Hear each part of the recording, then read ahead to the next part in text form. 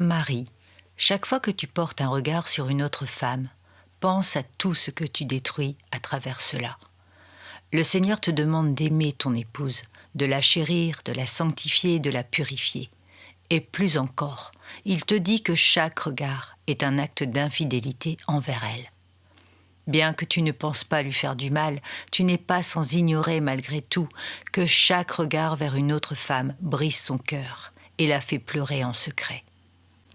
Cependant, tu te caches derrière des excuses et tu te justifies au lieu de t'humilier devant le Seigneur. Et pourtant, sache qu'au lieu de lui être fidèle, tu la trompes dans ton cœur. Au lieu de la purifier, tu la souilles. Et au lieu de la conduire vers la sainteté, tu l'exposes au péché. Chaque regard vers une autre femme te déshonore toi-même. Chaque regard souille même la femme que tu regardes parce qu'elle ne t'appartient pas. Et chaque regard rabaisse ton épouse, l'humilie et fait saigner son cœur, parce que chaque regard est une tentation qui vient de l'enfer. Le premier regard est d'abord accidentel, mais le deuxième attise l'envie, et le troisième excite les sens. Chaque regard accuse ton épouse de ne pas être suffisante à tes yeux. Tu ne prends pas le problème au sérieux parce que tu ne touches pas, mais parce que Jésus connaît parfaitement toutes les conséquences que ces regards entraînent.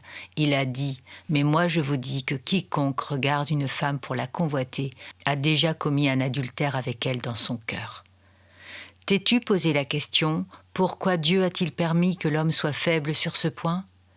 C'est parce qu'il lui demande de faire mourir sa chair. À aucun moment Jésus ne dit à un pécheur « Je te comprends, mais fais quand même un petit effort ». Il sait que la chair est incapable par elle-même de remporter la victoire. Cependant, il lui demande de la faire mourir et de vivre par l'esprit.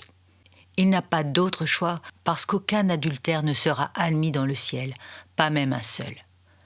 Ainsi, la parole dit à l'homme de faire tous ses efforts pour joindre à sa foi la vertu, à la vertu la science la tempérance, à la tempérance la patience, à la patience la piété, à la piété l'amour fraternel, et à l'amour fraternel la charité. Car si ces choses sont en lui et y sont avec abondance, elles ne laisseront point oisifs ni stériles pour la connaissance du Seigneur Jésus-Christ. 2 Pierre chapitre 1 versets 5 à 8. La tempérance est un fruit de l'esprit et la vertu est l'abstinence des plaisirs de la chair. Il est clair que l'ancienne nature adamique doit mourir et laisser sa place à la nature de Christ. Ainsi, Jésus donne la solution. Si ton œil droit est pour toi une occasion de chute, arrache-le et jette-le loin de toi, car il est avantageux pour toi qu'un seul de tes membres périsse et que ton corps entier ne soit pas jeté dans la géhenne. Ce qui veut dire en clair, fais mourir les actions du corps. Fais-les taire en te tournant vers moi et en vivant par mon esprit. Ainsi, plus l'esprit régnera et plus la tempérance et la vertu grandiront.